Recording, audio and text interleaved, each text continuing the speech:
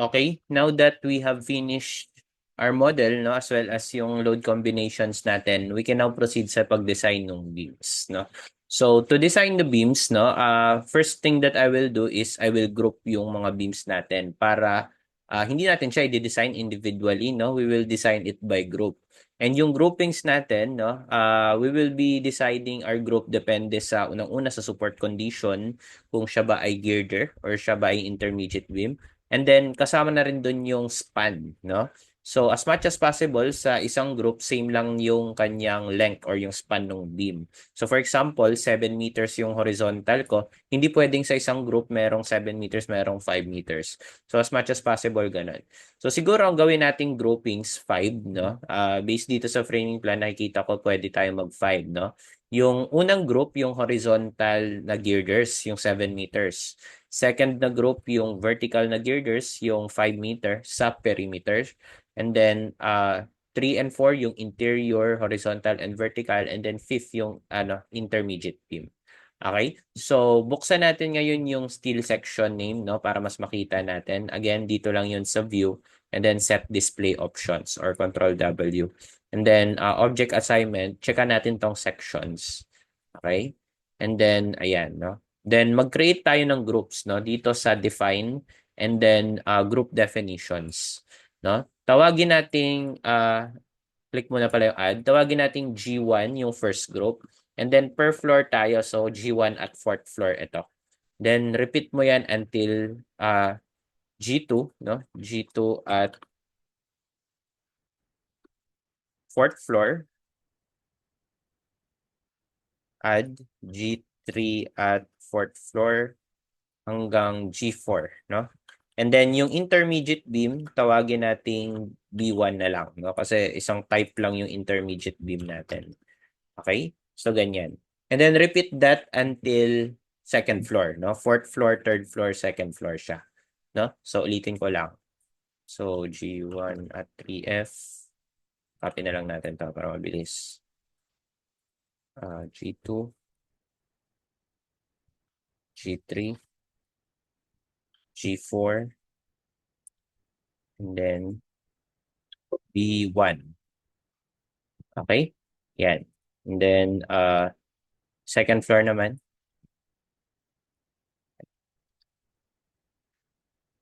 At G2. At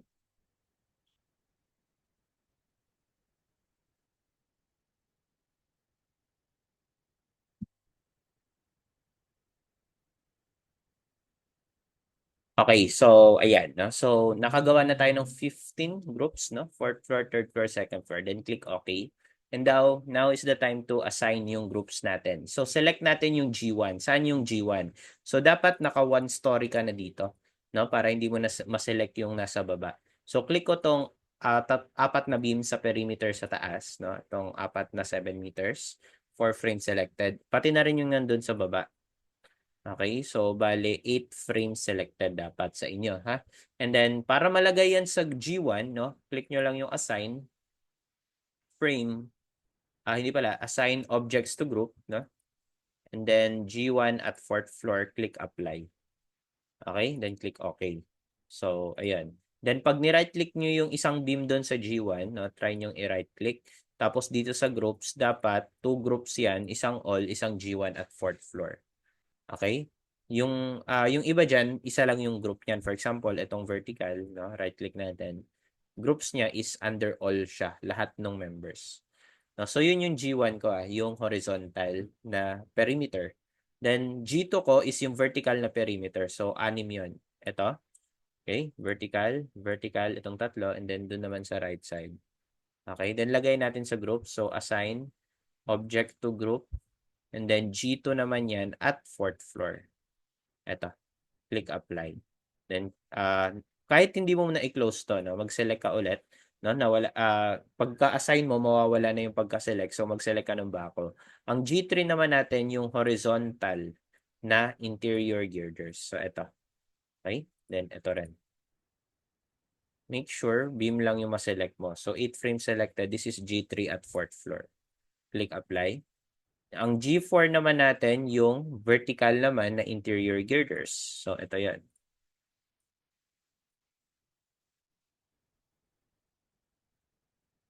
Okay, so yan. So 9 siya and then this is G4 at 4th floor. Click apply.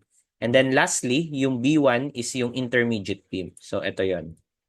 I-group natin sila. Okay, so, oops, sorry, mali yung click ko. So dapat, no? So ilan yun? 12 naman yun. Then B1 at 4th floor. Okay, click apply. And then do that, no, doon sa 3rd and 2nd floor. So ulitin mo lang yung ginawa ko. Nasa 4th floor ako. Para makita nyo anong floor kayo, tignan nyo yung tab name, 4F. Then baba tayo, 3F naman. Okay, do the same thing dito sa 3rd and 2nd. No? Kung paano ko siya ginawa. So again, perimeter, I mean horizontal na top and bottom doon sa perimeter. So wala yon.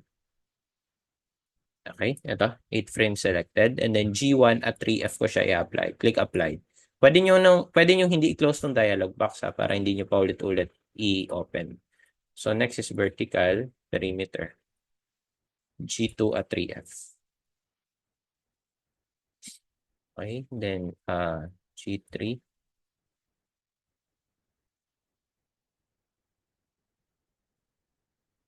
G3 at 3F. G4.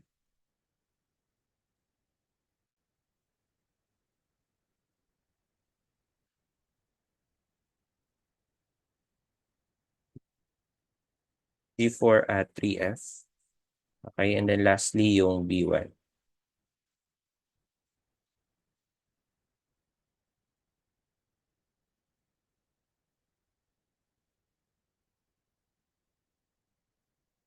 Okay, B1 at 3F.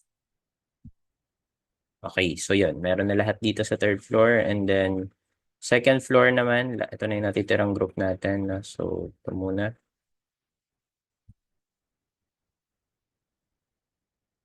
G1 at 2F. Okay, vertical.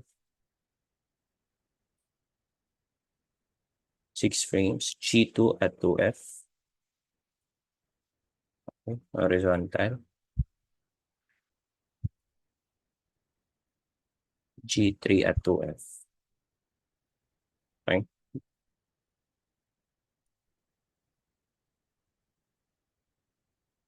G4 at 2F.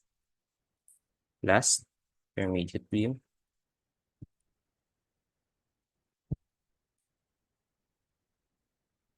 Okay, B1 at 2F. Click apply. Okay, then click OK, then close, no? Then para malaman natin yung groupings natin, tingnan natin yung view, set display options, and then object assignments. Instead na section yung pindutin ko, kasi pag section yung nakaklik dito, yung mga W12 yung makikita mo.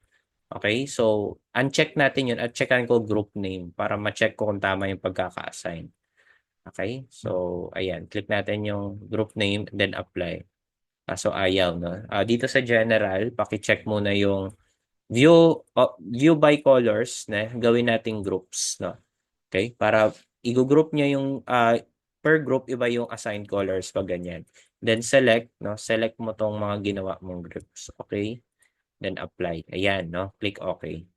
So double check niyo yung namings kung tama, no? G1, G3, G2, B1. No? So mukhang tama naman, no? Okay? So ayun. So na ano na natin, no? Na-assign na natin. Okay? So, ayan. Mas madaling makita pag ganyan, no? Pag naka-group tayo. And then, next step is to determine yung design moments natin. So, dapat naka-run kayo, no? Dapat naka-run kayo. Kung di naka-run, paki-run. And then, ang gagawin ko, kukunin ko yung absolute maximum moment per group. So, dahil marami yon, no? Gagawa tayo ng panibagong Excel, no? So, mag-open tayo ng new Excel file. Okay? And then, gawa lang tayo ng similar format natin dun sa reinforced concrete beam. No? So, mamaya ko na lang to ayusin. No? So, dito sa unang column is group name. No? Group name. Then, adjust natin to konti. Okay? So, ito yung mga G1 at 4F. No? hanggang B1 at B1 at 4F. Okay, so G2, G3, G4, and then B1. Okay, then copy natin to dahil meron tayong third. Okay, then meron din tayong second. Okay, tapos next column natin is yung maximum moment. Okay, maximum moment, no? Then, dalawa yung kukunin ko, no? ASD and LRFD. So, pag moment, tawagin nating M. No? Kapag ASD, MA yung tawag. No? Kukunin ko sa ASD load combination. MU naman yung tawag kapag galing sa LRFD. So, magkaibang value yan. No? Kasi dyan ko i-design yung beam natin. Okay? So, lagyan natin ng borderline. No? Tapos, ibahin natin yung kulay per group. No? Siguro, ito yung unang group sa 4th floor. Sa 2nd floor to. Third floor yan. And then second floor naman itong purple. Alright? So, kuha tayo ng MA and MU. So, una mong gawin, iselect mo yung G1 at 4th floor. Okay? So, select. Okay? Select groups, no? Or shortcut Control G. And then G1 at 4th floor. Click select. Ilan yung na-select? 12 frames, no? So, akyat nga tayong 4th floor. Ayan. Wait, ba't mali yung nakaselect? Ay, hindi. B1 yung naselect ko. Na-deselect ko natin. G1 at 4th floor pala. Sorry. Ayan. 8 frames selected. Okay? 4 and 4. Then, pag na-select mo na, punta ka dito sa display, show tables. Okay? And then, uncheck mo yung analysis result, no? Ang dapat hindi pa pala i-check, no? Expand mo naman element output, frame output, tapos table element forces beams. Okay? Table element forces beams, and then click OK. So, yan, no? So, ipapakita niya dito lahat ng design moment, no? Or hindi lang design moment, kundi yung design forces, no? Na axial, shear, torque, minor moment, and major moment. Ang titignan natin, M3. Okay? M3 tayo titingnan. Kasi yan yung MX, no? Bending moment about the x-axis or the strong axis bending. And hahanapin mo yung pinakamalaking M3 regardless of value, whether it be negative or positive, kasi sa steel beam hindi nagmamatter yung sign ng moment. Unlike sa concrete, no, pag positive moment, tension nasa baba, no, magka-crack yung beam doon. Kapag pag positive moment yon, pag negative moment, tension nasa taas, doon naman magka-crack yung beam. Dito, no, sa plastic state, hindi magka-crack yung steel beam natin. And dapat yung output case dito hindi dead, no? Kasi pag in-scroll mo 'yan, lahat po ng load pattern 'yan, kasama yung modal, pati na rin yung load combination.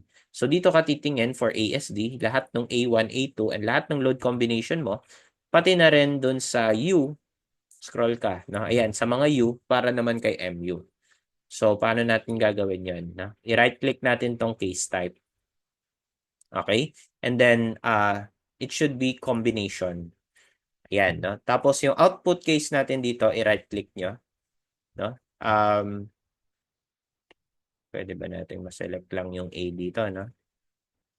I think pwede. Ayan, no? Then, dito sa output case, ang isa-select nyo lang lahat ng A. So, starting from A68 pataas, drag ko lang. Okay? Ayun, no? Para wala yung U kasi sa ASD muna ako eh. Tapos, tingin ka sa M3. Paano mo mahanap yung pinakamalaki? I-right-click mo lang din siya, sort ascending. So, pag sort ascending, negative 137. Ito yung pinakamaliit or pinakamalaking value ng negative, no? Smallest value siya.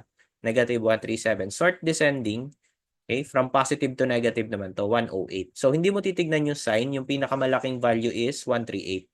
Sort ascending, no? Sort descending, parehas mo yung titingnan, 137 pala, no? Then check mo lang yung load combination, no? Output case niya is A68. Okay? Oops, mali. A68 lang yung nakaselect. Dapat ito lahat.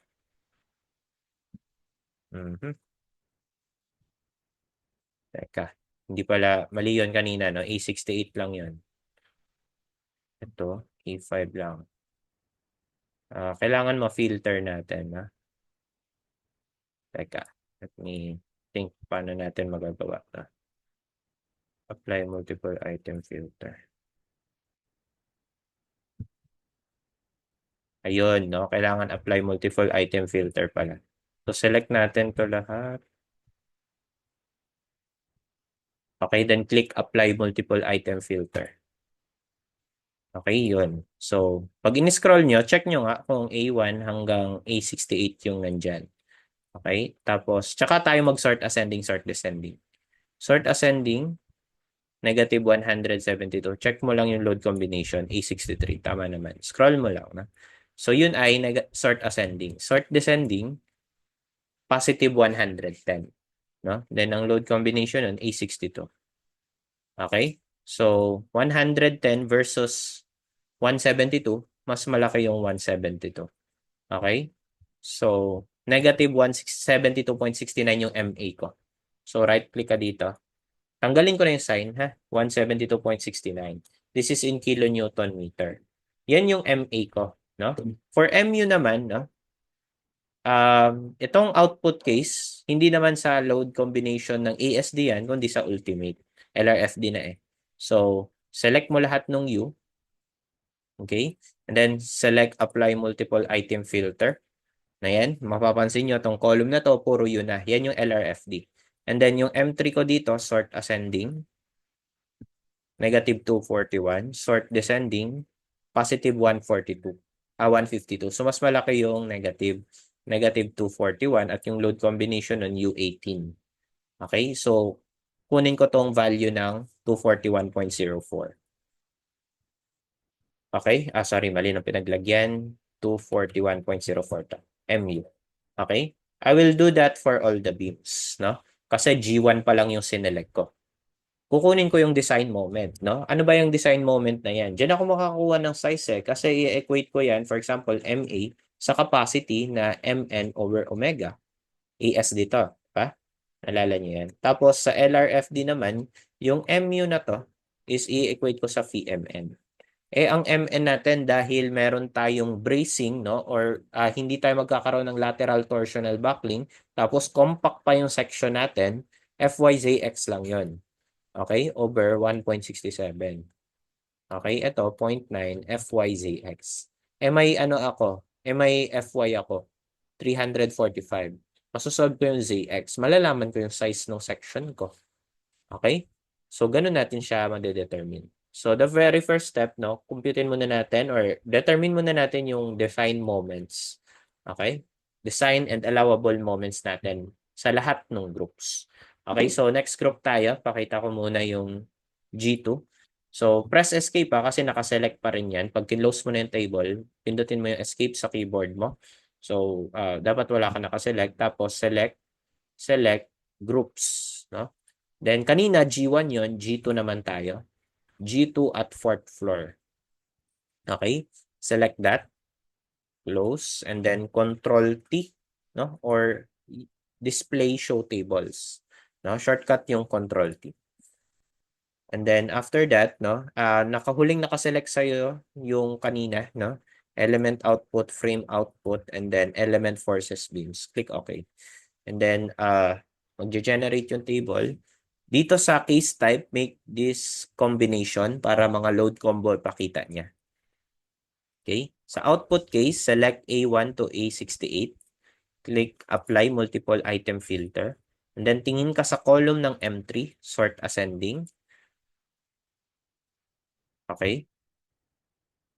0, no? Kasi naka-release tayo, no? Walang negative moment kapag naka-release. Sort descending, positive moment lang. 77.87. Okay? So, yan yung lalagay ko dito. 77.87. Design moment yan. Take note, magbabago pa to Kasi, pag binago ko yung size ng column at beams, mag-a-adjust to. So, at least alam mo yung process kung paano. And then, ultimate naman tayo. Change this to U1 to U39. Okay? Apply multiple item filter. And then, tingin ka sa M3. Sort ascending.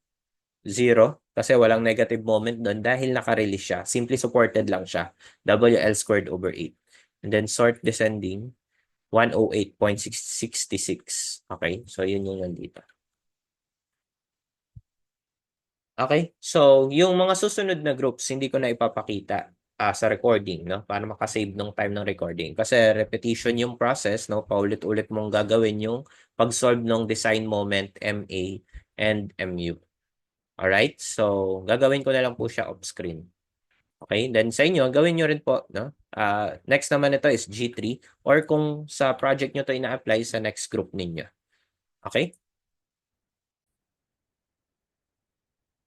Okay, down to our last two groups, no? G4 at 2F and B1 at 2F. Okay? So ito, hindi ko na pinakita on recording, no? Pinos ko muna din, tinuloy ko na lang on my own. Dun sa mga sumusunod sa akin sa model, uh, kung dapat ganito rin yung nakuha ninyo, no? Kung sinusundan niyo yung modeling ko, yung mga values and distance, right? Or kung hindi niyo naman to ginagawa, no, sa project ninyo, make sure tama, no, yung nasa-select ninyo. No, ingat lang kasi pagkatapos nyong ma-select, 'di ba? Kailangan niyo pong i-unselect ha kasi baka masama siya sa dun sa next group, no? So, to make sure na walang naka-select, no? Select niyo lang yung escape or press escape dun sa keyboard niyo. Okay? So, anong kukunin na natin? G3 na tayo, no? Close na natin 'to. G4 at 2F. Okay? So, ang shortcut sa pag-select ng group, Control G, no, sa keyboard. Then, G4 at 2F, click select. No? Tapos, wag mo muna i-close yan. Control T, no? Sa select tables or display tables, no? Lalabas to. Tapos yung huli mong sinelect, no? Yun yung element output, frame output, table, element, forces, beams, no? Kung ano yung previous selected dyan, nakasave pa rin yun. So, diretsong okay ka na agad. Then, pag nag-generate na yung table, sa case type, right-click mo, combination, output case, right-click, ASD muna tayo. Select lahat ng load combination ng ASD hanggang A68, no? Then select apply multiple item filter, then move to the right, then M3, sort ascending. Zero yung sa sort ascending kasi pin connected, walang negative moment. Then sort descending, pinakamalaking positive. So 0 versus 89, ito yung kukunin natin. 89.66, yung mas malaking value. Okay, so 89.66. For ASD yun, MA. No? Then MU, same table, yung output case, right-click mo. Ang isa-select mo naman ngayon, U1 hanggang U39. Okay? Hindi mo na isa-select tong A1. Okay? And then, select apply multiple item filter. Then M3, sort descending ka na. Sa sort ascending kasi 0 yan dito. Di ba? Kanina. So, sort descending. Pero yung iba may negative moment Usually, malaki ang negative moment. So, ang may negative moment, si G1 at si G3. No? Tama ba? G1 at G3 lang. The rest, wala nang negative moment. So, 1 to 1.73. Then, B1 at 2F. Close ko tong table. Okay? And then, make sure dito, no? Select nyo tong deselect, no? Or press escape. Dapat walang nakaselect, no? Kasi nasasama minsan yung previous group.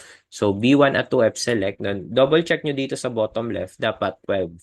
No? Minsan magto-20 yan or 30 pag marami ka nakaselect. So tama lang na 12, no? Ilan ba yung B1 sa isang floor? 12, di ba? 3, 6, 9, 12. Tapos control T pag nakaselect na, no? Select control T sa keyboard, then okay, diretso okay ka na. Dito sa case type, right click, combination, output case A1 hanggang hirap nga lang select A68. Select apply multiple item filter. And then sort ascending, 0 dapat yan kasi pin. Sort descending, yung maximum positive moment, 103.71. Okay, so, and then MU, output case dito, U1 to U39. Okay, then sort descending na tayo, 140.74. Okay, pansinin ninyo, no? Yung B1 sa lahat ng floor equal. Okay? Bakit? Kasi same lang eh. Gravity loads lang yung kine-carry nila. Pati na rin yung G4. Okay? G4 at fourth, third, and then second. Okay? Ang nagkaiba yung G1, G2, G1, and G3. Okay? Kasi sila lang yung may earthquake. And yung earthquake load natin nag-vary per story. Si G2, G4, and B1, sa lahat ng floor, nag-equal sila dahil gravity loads lang sila. Same lang yung dead load, live load natin sa 4th floor, 3rd floor, 2nd floor. yung earthquake load nag-iiba-iba kada floor. Kaya nag-same siya dito. So, ayun, no? That's the reason behind that. Bakit siya walang earthquake, sir? Kasi nirelease mo. Okay? Hindi mo, nirelease mo both ends. So, pag ganun, walang kakargahing earthquake yon pag nirelease mo. Di ba si G3, G3, G4, B1, at saka si G2 naka-release, no? Alright? So, ayan. So, after that, no? Nakuha na natin yung section, yung ating design moment, no? I-save natin tong table na to or itong Excel na to, no? Save as natin since kailangan natin to. Na lang natin ilagay sa documents ulit, no? Okay, so still design. Save ko lang, no? And then, insert tayo ng, ano dito, ng isa pang cell. Nag-insert cell lang ako. Tapos, ilagay ko dito sa MA and MU. Required moment yung tawag sa kanila. Okay? Isang allowable moment tsaka isang ultimate moment. Merge natin.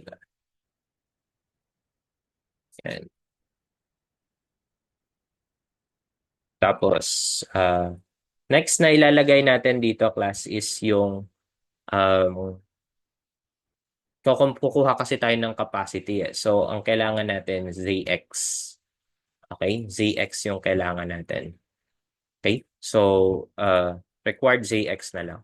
O sige, ZX na lang. ZX, no? Then, this time, isi-separate ko na yung ASD and LRFD. No? So, ASD dito sa unang column. Okay? Then, LRFD dito.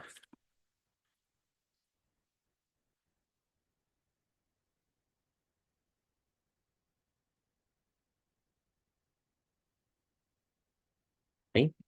So, paano tayo kukuha ng ZX, no? Actually, yung ZX class, no, again, andito na sa baba, ano, nakasulat na yung formula.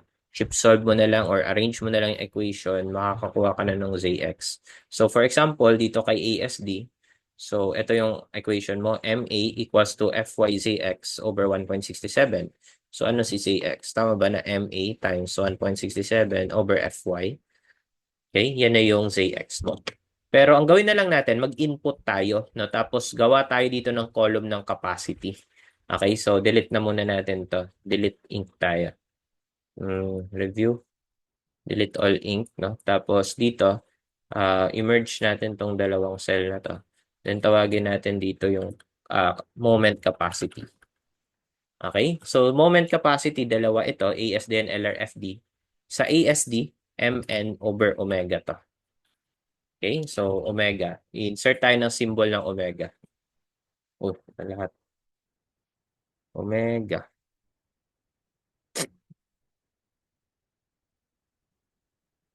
Wait lang. Omega. Nakita ko na. Ito.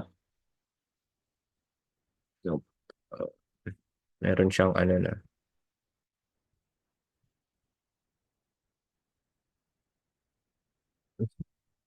Teka, hanapin natin si omega muna. Dito yun sa taas. Beta.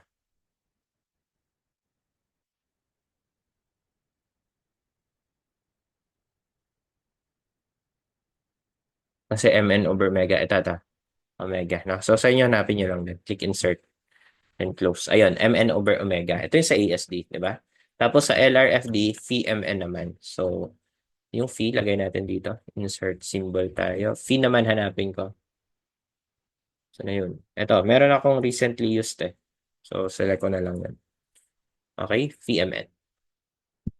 Tapos, kung ano yung formula ng mn over omega, no, ilagay na natin. No? Kasi yung Fy natin, fix lang naman na 345. Grade A992 tayo. So, formula ni mn over omega, ilagay ko na. No? So, mag-assume muna tayo ng value. Ang gawin natin, tingnan muna natin yung G1 at 4F. Di ba yung G1 at 4F, ito, right-click mo yan. Ayun yung member niya, W12 by 87. So, kunin ko yung ZX nun. So, define section, frame section. Si W12 by 87, nasaan? Ito. Okay, click modify show property. Then, show section properties. Nasaan yung ZX niya? Yung Z33. Okay? ZX is Z33. 2163.1. Okay, so lagay ko yun dito. Iparehas muna natin, no? 0.1 sa ASDN LRFD. Okay? Kasi iibahin ko yung file niyan mamaya sa ASDN for LRFD. Then, ba't nagkakulay yan? Tanggalin natin yung kulay muna. Ang unit nito, no, according dito sa ETAB, cm cube. No? So, cm cube yan, ingat lang. No? Kasi baka nasanay ka na cube yan. So, lagay ko na lang dito, cm cube. Okay? Ano natin? Exponent natin. Ano nga to? Control Shift F. Then superscript. Ayan, no? So, press natin dito. So, paano mag-solve ng mn over omega using Zx? Fyzx, di ba? Sulat ko nga ulit, no? Formula ng mn over omega is Fyzx over 1.67. Fy natin, 345 megapascal Newton over mm squared. Tapos yung Zx ko, 2163.1. Okay, cm cube.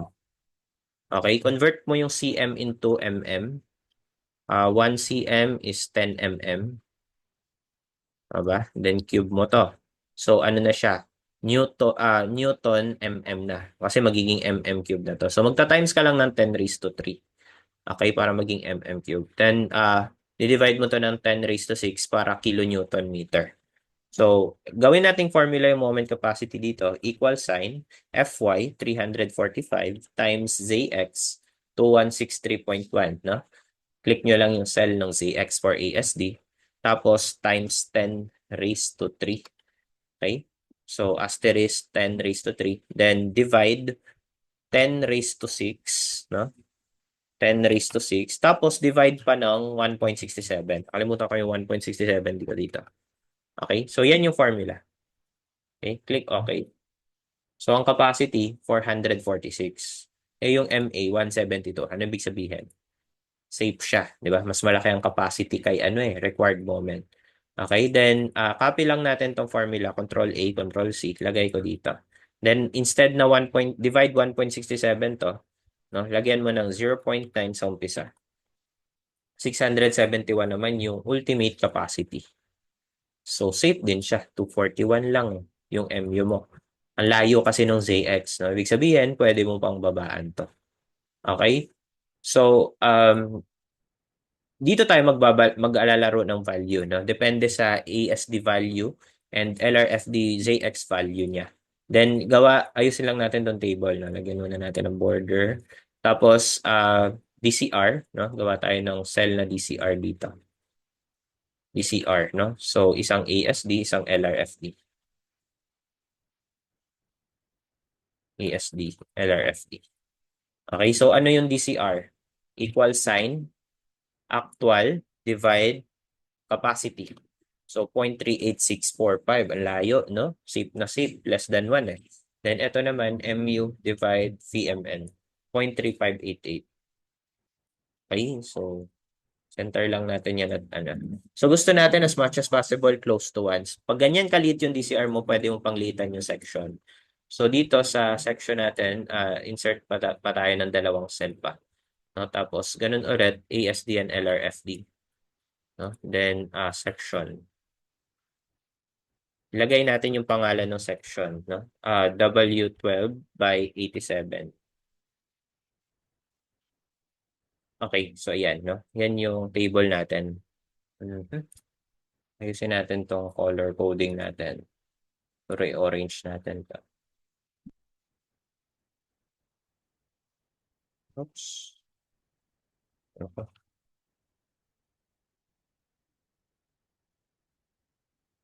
Ayan.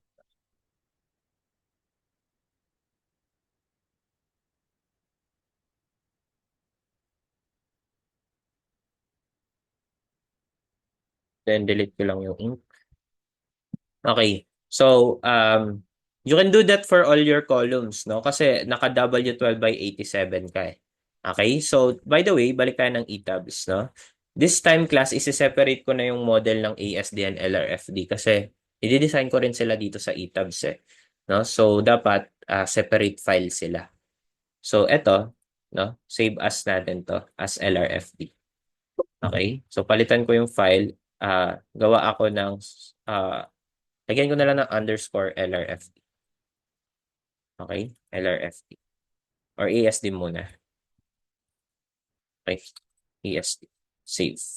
Okay? Then save as ulit ako ng panibago. LRFD naman para madoble yung file ko. Okay? Save as LRFD naman ulit. Ayun. Still sample underscore LRFD. Okay? Tapos for demonstration, ang i-design ko na lang muna LRFD. Kaya na lang sa ASD. Okay? So yan, LRFD na to. Alright, no? So, what I need to do, class, no? Maghahanap ako ng section, unang-una, na lalapit yung DCR dito. Okay? Kasi 0.3 eh. Gusto natin as much as possible, 0.8, 0.7 pataas, no? Masyadong malaki pa yung matitipid mo.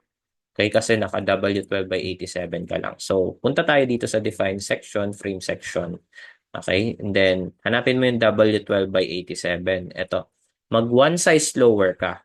Check mo yung W12/79. No? Click mo yung modify show property. Show section properties. No? Tapos, kopyahin mo yung ZX niya. 1950.1. Okay? So, 1950.1 to. 1950.1 to. Okay? So, ay, tama ba? Tama, no? Nag-adjust na yung DCR. Okay? Teka, mukhang... Itong VMN dito naka-refer sa unang ZX lang. Dapat dito. Okay? Sa ZX ng LRFD. Kasi mamaya iibahin ko yung section. Okay? So, yan. 0.42 na, tsaka 0.39. Okay? Or 0.40. So, pwede pa rin liitan, no? So, ibig sabihin lang nun, masyadong malaki yung inassume ko na section. So, try natin liitan W12/53. Ito muna, no? W12/53 natin to. So, show section properties. Ang ZX ko dito, 1276.6. Yun na, lumalapit na siya sa 1. Okay, 0.6. I-ano natin, no? 0.8 pataas para optimize. Gusto natin makatipid tayo. So, W12/30 kaya, no?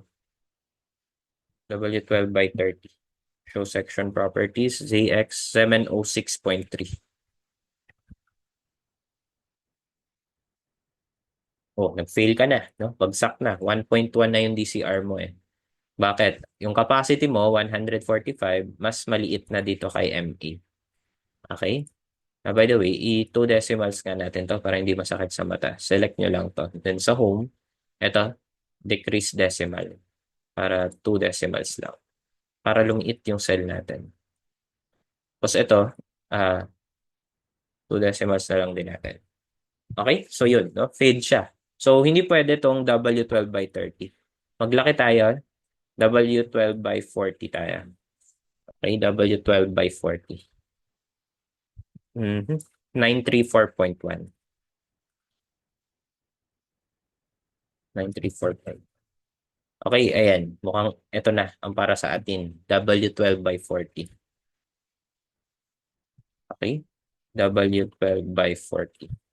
Okay? 0.89 and 0.83. ASD and LRFD DCR. Okay? So, ganun lang, no? Ganun lang mag-design ng steel beam. Okay? Then, i-update mo yung ETABS mo kasi sa ETABS naka W12/87 yung section ko. Whereas, dapat W12/40 siya. Pag binago mo yung section sa ETABS, magbabago to. 'Di ba? Kasi itong 172 at 241 naka-base sa W12/87 na section. Pero konti lang naman i-change niyan. No? Kung 172 yan, baka maging 178, 179, no? Ganun lang yung i-increase niya, plus or minus 10, no? Or 20, hindi ganun kalaki, no? Kaya nga tingnan nyo, yung initial section na inassume natin, hindi yun yung nangyari. So W12/40 pala to. And then do the same for G2. No? Si G2, tignan nyo yung MA and MU. Sobrang liit. No? 77 lang at 108. So baka pwedeng mas mababa pa sa W12/40. Saan ba yung G2 natin? G2 yung vertical eh. Naka-brace lang kasi yun, di ba? Okay, naka-brace lang yung G2. So, um, balik tayo dito. No? By the way, para ito mamaya, remember, kailangan ko yung BF and TF. No? Um, gawa ako ng ano dito, no? Ng BF. TF, no? Kung para saan yan, mamaya na. Pero isusulat ko lang yung BF and TF nung section na napili natin, W12 by 40. Okay? Modify show property. Nandito na yung BF, no? BF is top flange width, 203.5. Okay, TF niya, top flange thickness, 13.1. Okay, 13.1. Kung para saan yan, again, mamaya na. Lagay ko lang. Kailangan ko yan, no? Kasi may effect yan sa design natin mamaya. Okay, dito tayo kay G2. I-design ko yung isang floor lang muna, no? Tapos kayo na bahala doon sa mga susunod. So, ang gusto ko mangyari, 0.8 pataas yung DCR, no? Para optimize, 0.7 pwede na siguro, no? 0.9 mas maganda, no? Kapag mga less than 0.5, 0.4, 0.3, hindi ka nag-optimize. Ibig sabihin, pwede ka pang makatipid, no? Ang laki ng matitipid mo dyan pag nilakihan mo yung DCR. Alright? I-optimize nyo yung sections nyo. Paano malalaman na optimize pag close to 1 na? Okay? Send sa etabs, mache-check ko kasi yan. No? So, ano ko muna, determine ko muna. G2 tayo. So, kung 77.87 at 108.66 to, okay, baka pwede yung mas maliit, no? W12 by 22 natin. Check natin. Okay. Show section properties 480.1.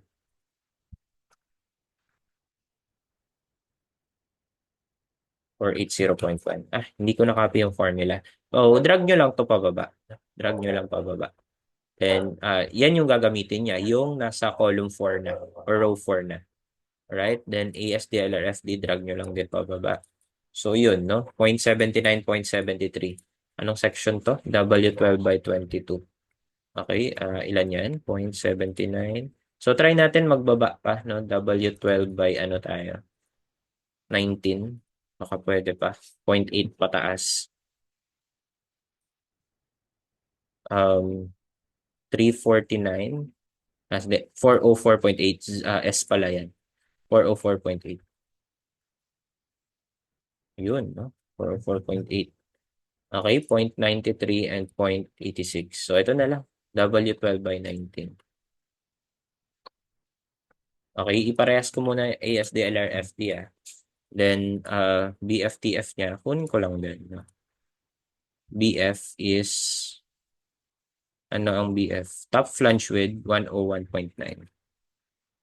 Okay, 101.9 and then thickness ng flange, 8.9. Ito, top flange thickness. Okay, so yun. No? And then, next, G3 and G4.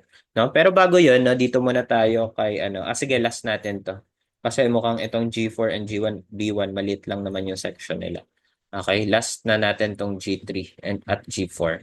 So, malaki yung value niya, no? Mas malaki doon kay W12 by 40. Tignan nyo yung MAMU, mas malaki compared sa G1. So, ibig sabihin, mas malaki sa W12 by 40 yung kailangan mo. So, pili tayo ng section. Siguro W12 by 53. Okay? W12 by 53. ZX 1276.6. I-drag na natin tong formula ng capacity pababa. Na? Drag ko na siya hanggang baba doon. Then, fill without formatting. Ito na rin ASD. Na? Drag natin pababa. Fill without formatting. Okay? Fill without, ayan. Naka-hashtag div siya kasi walang laman 0. And then, ayan, no? Ang DCR dito, 0.7568. Okay. So, ano ibig sabihin nun? 0.7569? Mababa pa. No? Or malaki pa. Pwede pa nating liitan kay 12.553. 12 by 45 naman.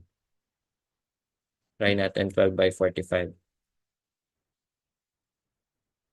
To. So, nag-ano lang ako tumitingin-tingin lang ako ng ZX. No? Ganun din gagawin ninyo. 1052. Yun, no? And then on DCR, 0.9183. Okay? So, 1052. Then, this is W12 by 45. So, dun sa mga same yung section, ano nga yung same? G4, G1, tsaka G2, pwedeng ulitin nyo na lang yung size, no? And then si G3 and G1, dun iba-iba per floor. Ano ibig sabihin? Yung sa fourth floor na G2, third floor na G2, and second floor na G2, isang size na lang. Kasi same lang naman yung required moment, no? So, ito, yung G2 dito, W12 by 19 na rin natin. Okay? W12 by 19. I-copy mo tong buong column na to. Okay? Formulas. G2. Formulas. Ayun na. So, magsisame yan ng DCR. Pati na rin yung G4. Tignan mo yung G4. Same yung kanilang moment capacity. Okay? Then, B1. No? Okay? So, hanap tayo ng section for B1. No? Pero, ako na lang yung gagawa nun para makasave tayo ng recording time. Okay? Tapos, wag nyo rin kalimutan pala ilagay yung BF and TF. Dito sa 12 by 45, di ko nalagay. So, W12 by 45 is, ito siya, top flange width, 204.5. Yan yung BF. Okay? Then, top flange thickness, 14.6. Okay? 14.6. Ayan. Then, ako na po yung sa G4 and B1. Okay?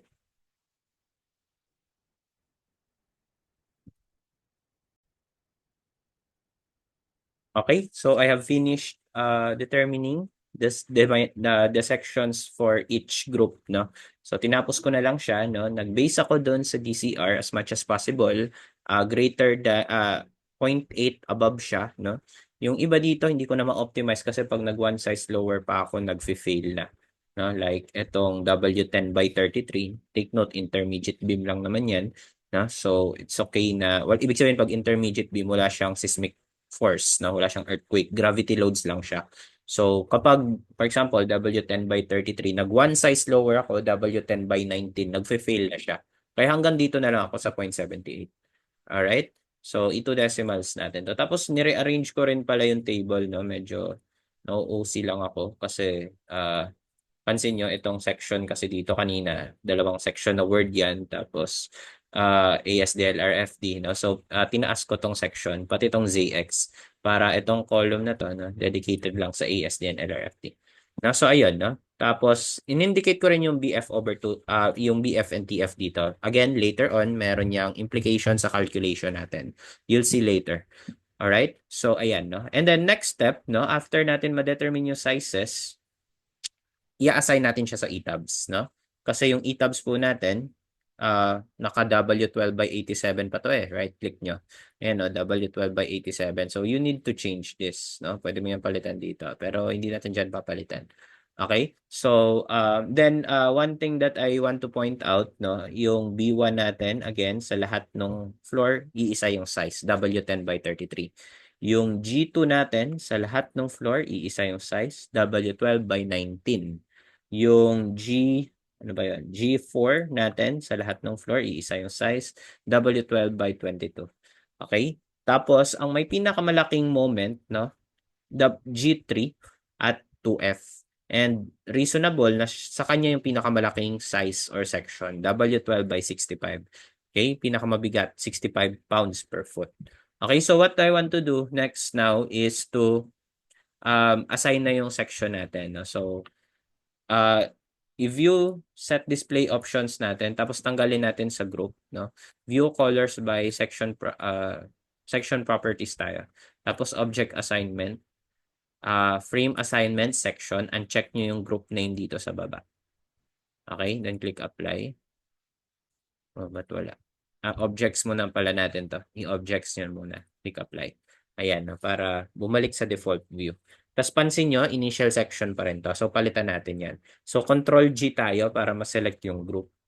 Okay, Control G. Ayan. Tapos, una nating i-select, lahat ng B1, kasi isa lang naman yung floor nun, ay isa lang yung section nun. So, B1 at 2F, hold control, no? Para multiple select, B1 at 2F, B1 at 3F, B1 at 4F. Click select.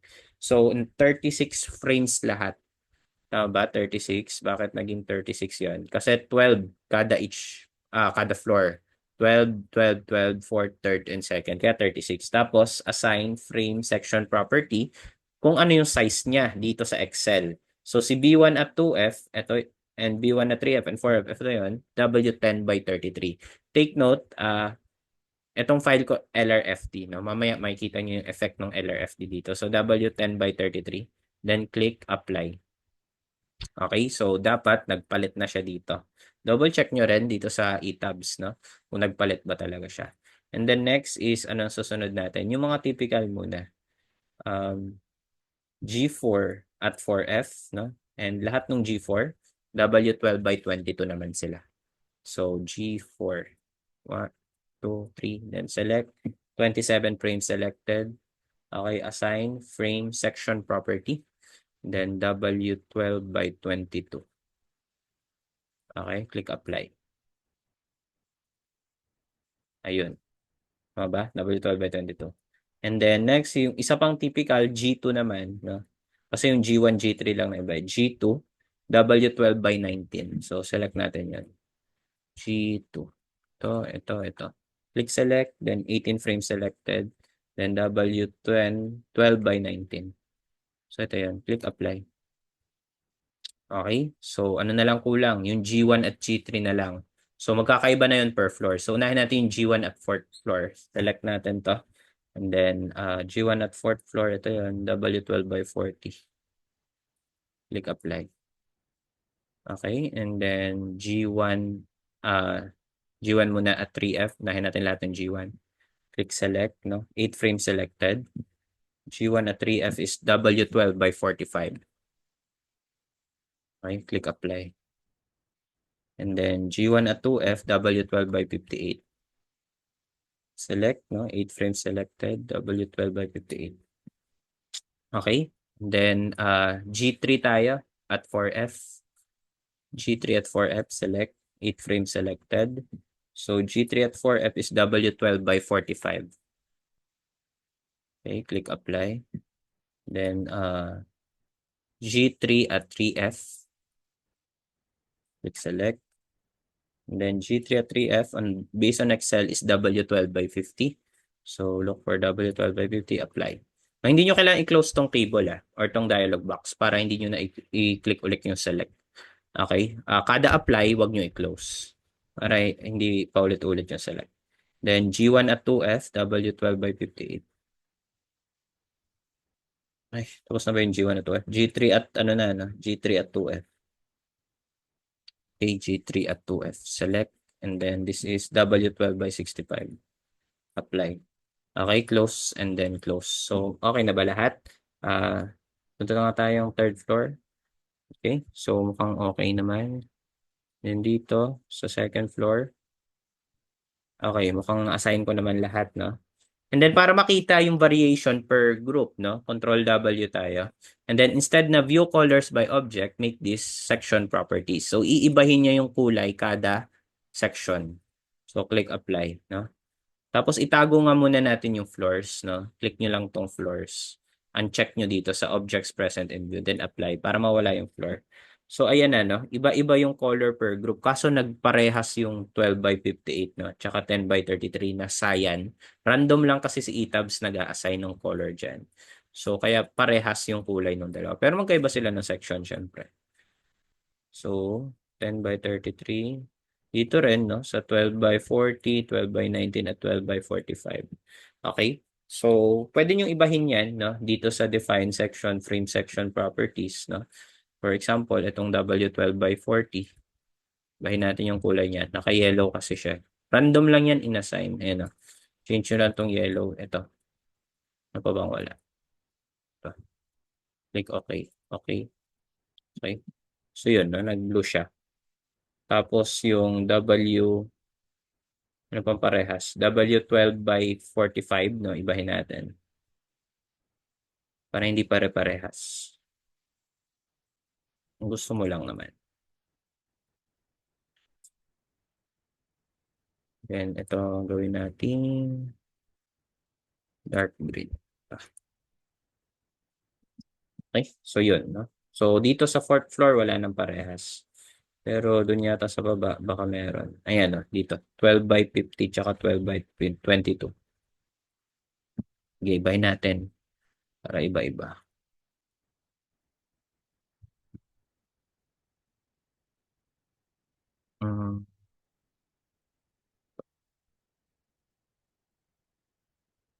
Okay. Okay, dito kayo na lang mag-iba, no? So next natin gawin class, pwede ko nang i-run 'to. Okay, pwede ko nang i-run. Tapos, dito sa Excel ko, no? Magkaiba kasi yung DCR ni eTabs tsaka nung masosolve mo. Possible na magkaiba, possible na parehas kasi merong second order analysis pa, no? Possible na mag-increase yung kanyang capacity. Oh, sorry, yung this required moment. So, insert lang ako ng row, right click dito and then insert. Tapos lagay ko dito eTabs DCR. Dalawa insert natin. Unahin na copy ko na lang to tapos eTabs DCR. Okay, ayan, no? Tapos ano pa ba? Pwede na nating i-run, no? Bago mo i-run 'yan, no? Nag-check model na pala tayo kanina. So run na natin 'to. Okay? Click run analysis or F5.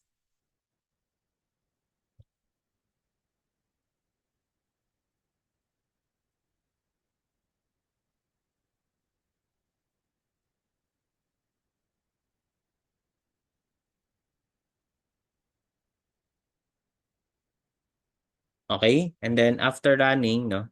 So punta kayo dito sa design, still frame design, tapos select design combinations.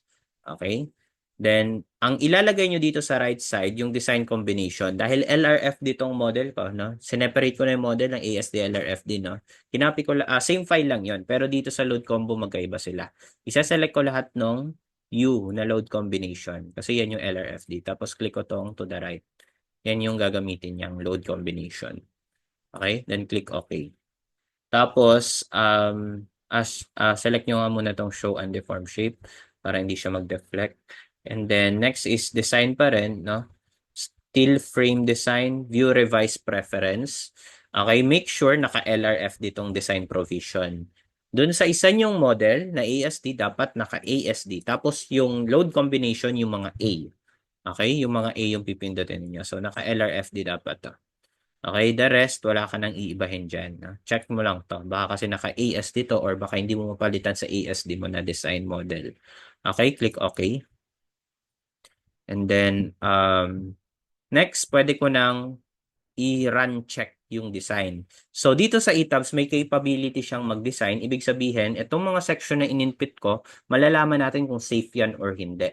Magka-calculate siya ng sariling DCR. Kasi itong ginawa natin, tayo yung nag-calculate ng DCR. Manual calculation yung tawag dyan.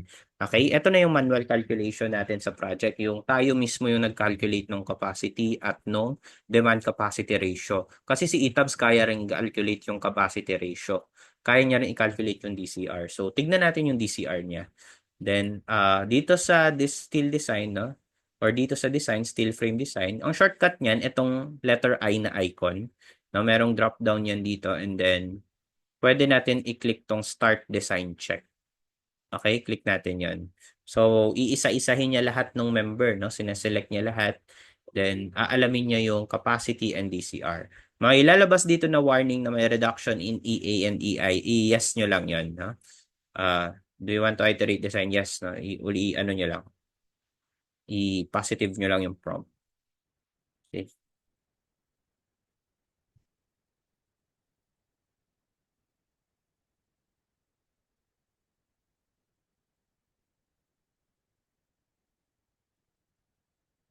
Okay, ayan. Nag-iterate siya ulit. Ayan, no? So makikita nyo, pula lahat, no? Ibig sabihin, bagsak lahat, 'di ba? Kasi color coding ni eTabs, yung red na members nag-fail. DCR niya more than one. So tingnan natin yung DCR. Select, okay? Click nyo tong drop down and then display design info. Or kung wala yung icon na yan sa inyo, itong design, still frame design. Okay, display design info. And then para makita yung DCR, ang iselect nyo dito, max ratio, PM ratio values. No? Okay? Max ratio, PM ratio values, click apply. So, makikita niyo yung mga DCR ng ating column, ng ating beams, no? Beams muna tayo, mamaya na tayo mag-column. So, tignan niyo yung nasa taas, no? Anong floor to? Third floor. Angat nga tayo, fourth floor. Yung dun sa taas, no? Bakit ganun, sir? 0.8 na yung DCR. Pasado yan, pero nag-fail siya. Okay? And then ito 2 point something, nag-fail talaga yan, no? Kasi more than 1 eh. Pero i-right click nyo para malaman nyo kung paano nag-fail. Okay, may sinabi siya dito na LB over RY is greater than 0.086 E over FY. It is an AISC requirement. Okay, ang nangyari kasi hindi natin na-consider class yung studs or yung lateral bracing ng ating beam. Take note na dahil nagsusupport ng slab yung ating beams, no, floor beams ito, dapat ang kanyang LB ay 0. 'Di ba? Sa lecture natin kapag nagsusupport ng slab, okay? Ang unbraced length niya is approximately 0. So hindi natin 'yun na consider pa dito. Okay? Kaya ang gagawin natin, ilalagay natin yung unbraced length, no, or isi-set natin yung unbraced length na LB equal to 0 for all beams. Okay? So close natin 'yan. And then close ulit muna natin 'to. Huwag nyo nang i-unlock, no? Pwede siyang maset, no? So select nyo lang lahat ng beams. Select object type. Okay? And then, paki-select yung beams. Okay? So, isa-select niya lahat ng beams, no? 129 frames selected daw. Okay? And then, close mo yan. Then, punta ka dito sa design. Steel frame designs, lateral bracing. Okay? Lateral bracing. So, click mo to. And then, user specified and it select specify uniform bracing. Kasi uniform lahat ibig sabihin. Pag point bracing, either nasa midspan or middle thirds or whatnot. So, dito tayo sa uniform bracing. Okay, add ka lang, no? Start location is 0 to 1, no? Naka-relative yan. Buong beam, ibig sabihin. Tapos top, no? Tama lang tong top. Kasi yung slab natin nasa taas, di ba? So, pag dinrawing natin yon, yun yung PowerPoint natin. Uy, lumaki. Pag dinrawing natin yon, di ba ito yung flange natin. Tapos may slab tayo dito sa taas. Okay? So, ibig sabihin, sa top yung brace ng beam natin. Okay? Sa taas yung naka-support. So, okay na tong top. Then, click OK. Then, okay ulit. No? So, madidelete yung results. So, naka-run ka. Naka-lock eh. Then, start design check ka lang ulit. Design, start design check dito. Sa steel frame design. So, ulitin natin. Tignan natin kung mawawala na yung red niya. Okay? So, may mga nag-yellow na. No? Display design info tayo. Design, steel frame design, display design info. And then, max ratio, color, PM, ratio values. Ito yung DCR, yung unang-una. Okay? Ayun, no? Unang-una, yung nandito sa left side, nag-0.8 na siya. Kanina, 2 point something yan kung maalala nyo. So, safe na to. Okay? Pero dito, bakit ganun, sir? Red pa rin siya, pero DCR namin is less than 1 naman. Dapat hindi to red. Yung color values pala dito sa baba, ito yun. Pag magenta, 0.921 yung DCR. Pag yellow, 0.7 to 0.9. So, tama itong nandito sa 0.837 at yung mga yellows, no? Kasi ano sila 0.7 to 0.9 yung DCR. Pero bakit ganun to? Nag-red siya. Pero less than 1 naman. Hindi dapat red yan. So, i-right click nyo. Sasabihin niya dito, class, itong ganitong statement. Section is not seismically compact for highly ductile members. Again, ulitin ko, sabi niya, kaya siya nag-red, no? Section is not seismically compact for highly ductile members. So, ibig sabihin nun, may hindi ka na-satisfy na code requirements and yun yung seismically compact requirements. So, etong provision na to, no, puntahan natin, itong AISC 341-10 table D1.1. Okay, nag-open na ako ng AISC ko. And ito yon, no? AISC, yung name ng code, no? Ito, Seismic Provision for Structural Steel Buildings. Magkaiba pa to sa AISC 360-10. Si AISC 360-10, general design yon ng steel. Pero si 341 for seismic requirements or doon sa mga areas with high seismic activity gaya ng Philippines. So, dapat masatisfy mo to. Hindi mo pwedeng i-ignore tong code na to. No? Kasi unang-una, ito yung requirement ng code para doon sa mga areas with high seismic activity.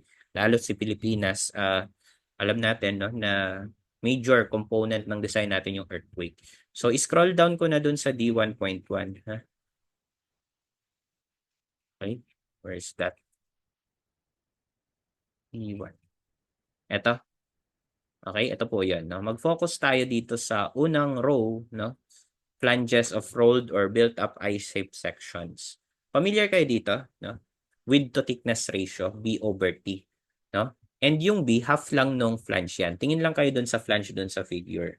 Okay? So, familiar kayo dyan for sure, no? Etong B over T, tignan nyo yung B dun sa figure. Kalahati nung BF, di ba? Etong B natin is just BF over 2. So, pag ginawa mo yung BF over T, teka, medyo manipis. Okay? Pag ginawa mo yung B over T, na BF over 2 yung B over T, so tama ba na BF over 2TF to? Okay? Width to thickness ratio yan. Width, lapad, thickness, kapal. Okay? Ito yung tinatawag nating lambda. And then ito, may bago tayong lambda. Kasi yung inaaral natin sa general, no, sa AISC 36, sa 360-10, naalala nyo yung lambda P. And yung lambda P, 0.38 square root of E over Fy. May bago tayong lambda ngayon, lambda HD. Okay? Highly ductile ang ibig sabihin yan. So, dapat yung lambda natin less than lambda HD para masabing seismically compact. Hindi tayo pwedeng lumagpas ng lambda HD lalot sa mga sa design natin since again nasa zone 4 po tayo and stringent yung requirement natin doon. Kaya ibig sabihin ang laki ng kailangan nating i-satisfy. So dapat ang criteria natin lambda must be less than lambda HD. No? Ibig sabihin yan seismically compact.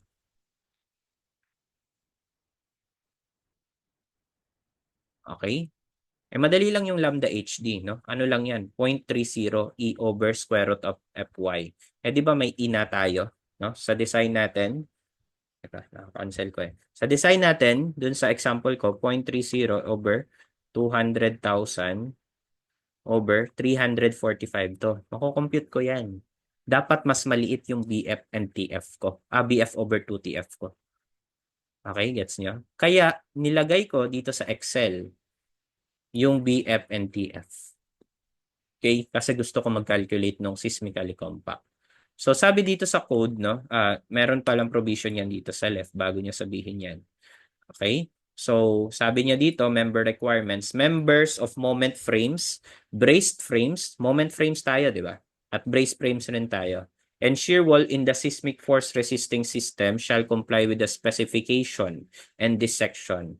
Okay? Certain members of the SFRS that are expected to undergo inelastic deformation, no, or yung plastic hinges formation natin under design earthquake are designated in these provisions as moderately ductile or highly ductile members. Okay? So ayan, no. And then ibig sabihin nun class, no, sa SMRF requirements, no, kailangan natin masatisfy to. So SMRF.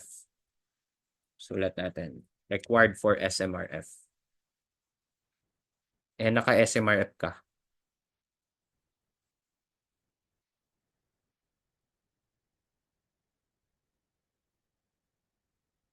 Okay? So, ayun.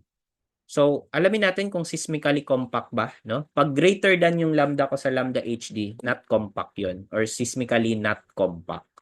Okay? So, Excel tayo. Pag-solve tayo ng lambda. No? Ano ba yung lambda? May recent na ako dito. Insert symbol ako. Ito, lambda. Click insert, no? Or kung sa inyo, wala, no? Hanapin nyo muna. Ano si lambda? BF over 2TF. So, equal sign, BF, i-divide mo ng 2, i-divide mo pa ulit ng TF. Okay? So, yun yung 7.767. Pwede mo check sa calcu mo ng BF over 2TF. Okay? And then, drag ko to pababa para kopyahin niya lahat ng values. And then, fill without formatting para hindi makopya yung format. Tapos, i-2 decimals ko lang to. Okay? Ayan. Tapos, aside from that, mag-solve na rin ako ng lambda HD. Ito, lambda HD, seismically compact requirements. Okay? So, copy, then type ko HD. Then, gawin kong subscript to. Subscript. Ayan. Tapos, ano si lambda HD? 0.30 square root of E over Fy. Tapos, i-direct sub ko na yung 200,000 over 345. Okay? So, equal sign 0.30 times square root ng 200, 1, 2, 3 over 345. Okay? then click equals, and then drag pababa. Siyempre, pare-parehas lang yan. No? Mali. Fill without format. So, kung sino yung nag-less than, seismically compact. Kung sino yung nag-greater than, not compact. At kailangan mong palitan yun. Okay? Pero may exception yun. No? Etong B1 natin, take note, intermediate beam siya. Hindi siya part ng seismically, seismic force resisting system natin. Hindi siya part ng nagre-resist ng earthquake. Kaya dito kay B1, pwede nating i-ignore itong requirement na to. Okay, basically sa intermediate beam, pwede mong i-ano to, i-ignore yung lambda less than lambda HB. Sa girders lang siya. Okay? So dito, hindi natin to i-check, no? Hindi natin siya i-check. So pwedeng i-ano natin to. I-zero muna natin tong lambda na to. Para magsabi siya diyan ng compact kasi i-formula ko to. And then dito natin lagay yung type, no? Type. And then equal sign, no? If yung lambda is less than, okay, if P3 is less than or equal to lambda HD, comma, value if true, ano to? Sasabihin niya sa akin seismically compact kapag nangyari yung condition na yan. So, quotation mark, seismically compact. Okay? Then, otherwise, no, value if false, comma, seismically not compact naman. So, seismically not compact. Okay? So, quotation mark. Okay, so not compact tong una. Of course, 7.77 is greater than 7.22. Okay, teka, i-2 decimals din natin to. Para hindi masyadong malaki yung table natin. Yan, tapos drag ko to pababa. Okay. Ay, mali na pipindot ko. Fill without formatting.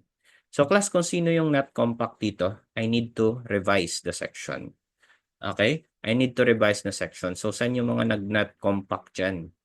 Ito, W12 by 40. Read muna natin to. Okay? So, ito, siniro ko siya kasi ano naman girder, intermediate beam. Basta intermediate beam, no need to satisfy yung seismically compact natin. Not part siya ng frame na nagre-resist ng earthquake. Sa third floor, lahat compact. Okay? Lahat compact. BF over 2TF natin. Tama naman. No? Kahit check nyo yan sa CalCue. And then dito, sa second floor, meron tayong tatlo. Ay, mali sulat. Ito. Dalawa pala. No? So, yan. Kailangan kong palitan. So, double check natin. Yung W12 by 40 ba yun? So, sa fourth floor, i-tabs tayo. Sa fourth floor, right-click natin to. Yes, ito yung W12 by 40. Okay? W12 by 40 section is not seismically compact. And then, itong isa pa, ito yung intermediate beam. No, pwede ko namang i-delete kasi yan mamaya. I mean, pwede kong ma-bypass tong checking na to mamaya. Papakita ko kung paano. Okay, then double check lang natin sa third floor. Okay, sa third floor, W10 by 33 or yung intermediate beam lang yung nag-red. Section is not seismically compact. Okay, ayan. Tapos dito sa second floor, W12 by 58. Alright? So, tama ba? 12 by 58 and 12 by 65. Ayun, no? So, tignan nyo yung DCR, no? Lahat less than 1 pasado. Pero yung requirements ng earthquake code natin or ng seismic code natin, hindi niya na-satisfy. So, parang sa RC, di ba, meron tayong seismic detailing na tinatawag. So, dito rin sa steel, actually marami to, pati sa connections. Pero hindi kasi sakop yung connections sa design natin, no? Puro member design lang, no? Kaya yun lang yung muna isa-satisfy natin, no? So may experience niyo yun or may encounter niyo yun siguro pag nag-work kayo sa design firm, no? Maalala niyo to na merong mga type ng requirement, no? Seismic requirements na applicable sa code natin, especially sa area natin na mataas yung seismic activity, no? Sa mga connections, no? Kung narinig nyo na yung tinatawag na pre-qualified connections, no, doon papasok din yun. One checking din yun. So anyways, itong mga nag-red, no, palitan ko to. Except doon sa W10 by 33 na intermediate beam. Alright? So, mag-start tayo dito kay W12 by, 40. So, hindi pwede yung W12 by 40. So, anong ipapalit namin, sir? So, tingin ka sa define section, frame section properties. Then, iisa-isahin ko. Yung malapit sa W12 by 40, no? So, si W12 by 30 kaya niya, no? So, dapat, no, yung DCR mo less than 1 at dapat yung kanyang BF over 2TF mag less than dun sa lambda HD. So, unahin muna natin pinakita ko na parehas, no? So, W12 by 30. Try kaya natin W12 by 30 dito. Okay? So, ang BF niya, top flange width 165.6. Okay? Tapos TF niya, top flange thickness 11.2. Okay, not compact to. Hindi pwede ang W12 by 30. Close natin yan. Okay? So, next is W12 by 26. Sa BF and TF muna tayo tumingin. No? So, 164.8. And then, thickness 9.7. Okay? Not compact pa rin. No? So, 22 naman. Try natin. No? Tapos, yung DCR more than 1. So, kailangan mo mag-upsize nun. Kailangan parehas, no? DCR tsaka itong compact. So, 102.4. Ay, mali na type ko. 102.4 BF. TF niya, 10.8. Okay, compact na to. W12 by 22. Pero check mo yung ZX. Okay, baka mag-fail to. 480.1. Okay, layo. 480.1. Okay, tingnan nyo yung nangyari. Ito yung sinasabi ko. Yung DCR niya, greater than 1. Pero seismically compact siya. Dapat parehas eh. DCR less than 1 tapos seismically compact. So, pag may isa lang na hindi ka na-satisfy, you need to revise your section. Okay? So, revise to, no? Dahil hindi siya qualified. Okay? So, yung W12 by 40, mag-upsize muna tayo. No? Layo ng binaba natin, 22 na from 40. So, next sa 40, 45. Pataas na tayo ngayon. 45 is flange width 204.5. TF is 14.6. Okay, compact siya. Then, ano ang kanyang ZX? 1052. Okay. Pasado na, class, no? DCR less than 1 and seismically compact. So, I'll change W12 by 40 to W12 by 45. Okay? W12 by 45. Then, tanggalin ko na to sa pagkakared. Sige, yan muna. Kasi assign ko pa ulit yan kay eTabs, no? Papalitan ko yan mamaya. Next, punta tayo dito kay G1, no? G1 at 2F. Tapos, change yung property natin, W12 by 58. So, pataas tayo, no? Huwag pababa kasi 0.98 na yung DCR mo, oh. So, W12 by 58, anong sunod na malaki sa kanya? 12 by 58, 65. Then, tignan natin yung kanyang BF and TF. 304.8 and 15.4. Okay, not compact. Bawal to. Next, 72. W12 by 72 tayo. 304.8, 17. Okay, so sige naman 17 to. Okay, not compact pa rin. So, hindi rin pwede yung 72. 79. 307.3, 18.7. Not compact pa rin. 87 tayo. 307.3, 27.6. 20.6. Ito. So, same to. 20.6. Not compact pa rin. Tiyaga lang, no? Actually, kung may Excel ka nung properties, madali to, no? Pero wala ako eh. 309.9. Then, top flange thickness, 22.9. Yun, finally. Nag-compact na. 309.9 and 22.9 and W12 by 96 yun. So, I'll change, kunin mo muna yung ZX, no? 2408.9. Siyempre, safe yan. Lumaki lalo yung ZX eh. 2408.9. So, update ko to. Ano mo yung DCR niyan? 0.57 na. So, imagine, baba nung DCR, no? 0.5. Pero, pag nilakyan mo pa tong DCR, magnanap, compact to. Hindi pwedeng hindi masatisfy yan. So, it should be W12 by 96. Okay? And, next is ito, no? I think, dinaanan natin tong 12 by 65 kanina. Tama ba? W12 by 65. Nadaanan natin yan. Ito yan eh. So, ito 12 by 96 ko na lang din to. Kasi, yan na yung susunod na compact na mas mataas sa 12 by 65. Diba? So, 309.9 to. Tapos, 22.9 to. So, compact yan. Tapos, yung ZX, no? Ito yon. Copy ko na lang to. Control-C, Control-V ko. So, ayun, no? It should be W12 by 96. So, itong mga naka-red, i-revise natin kay ETABS. No? Then, let's check kung matatanggal niya na ba yung seismically not compact dito. Okay? Okay, so balik tayo dito sa ETABS. No? Then, change natin yung property. Okay, so kailangan kong i-unlock, no? Unlock muna lang natin. No? Although I know pwede yan, hindi i-unlock muna. Okay, so unlock natin. Tapos select natin yung papalitan. Ano yung papalitan? Ito yung naka-red. So G1 at 4F, no? Gagawin natin 12 by 45. Okay, so select properties, no? Select groups pala, no? Groups, no? Then G1 at 4F. Select. Okay, and then assign frame section property. Then make this W12 by 45. Click apply. Click OK. Alright? And then, ayun. Tapos, next naman, dun yun sa second floor dito na. Then, dito sa second floor,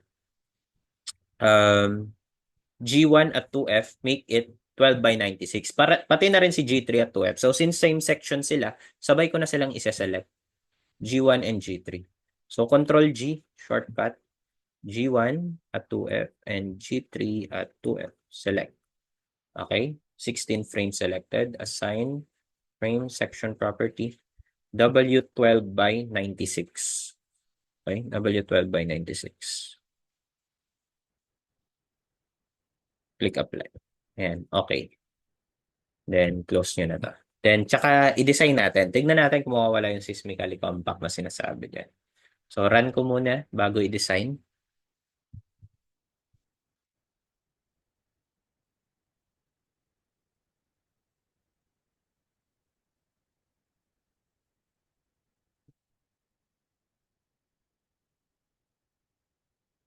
Okay, so tapos na mag-run. Tapos, design.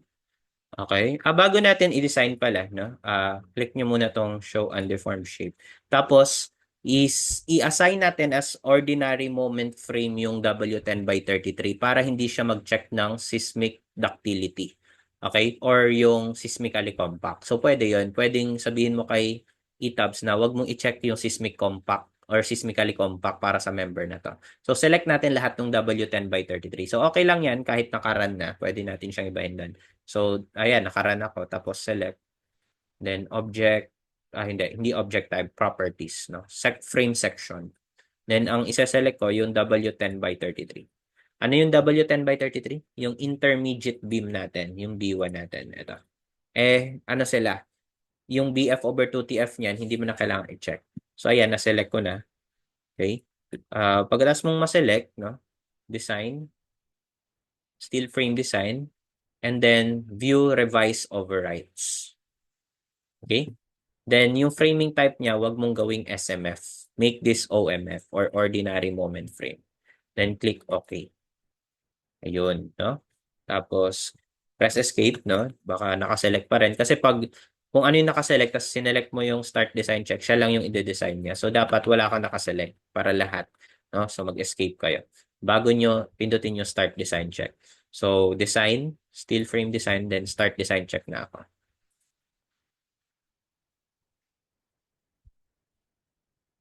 Okay, wala na ako nakikitang pula. Display design info natin. So, dito sa design, steel frame design, no? Display design info. Okay? Max color PM ratios. So, ayun, no?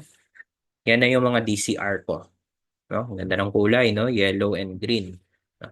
And then, sa taas, puro yellow. No? Then, sa fourth floor, puro yellow na rin. Maliban dito, na nag-green siya.